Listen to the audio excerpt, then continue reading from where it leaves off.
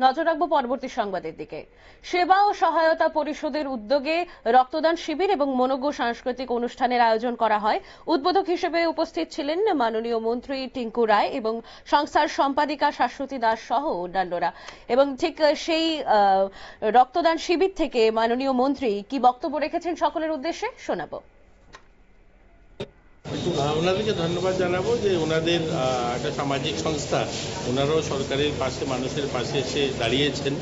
রক্তদান মহৎদান, আপনারা জানেন গতকালকেই বিশ্ব রক্তদান দিবস ছিল এবং তাকে কেন্দ্র করে আজকের এই অনুষ্ঠান, এবং তাদেরকে শুভেচ্ছা জানাই এবং তাদের ভলেন্টিয়ার্স যারা প্রতি বছরই ওনারা করে থাকেন, এটা যেন নিরন্তর জারি থাকে। আমাদের ছোট রাজ্য হলেও অনেকগুলো রক্তের দরকার হয়। এই ধরনের সামাজিক সংস্থা সকলেই মিলে যদি এগিয়ে আছে তাহলে রক্ত সংকটের যে বিষয়টা সেটাও আর থাকবে না।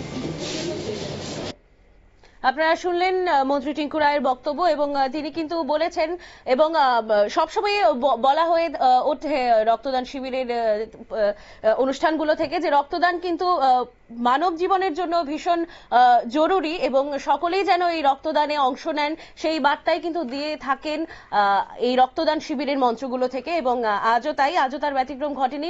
মন্ত্রী টিঙ্কু রায় কিন্তু সকলের উদ্দেশ্যে বলেছেন সবাই যেন এই রক্তদান উৎসবে অংশগ্রহণ করেন।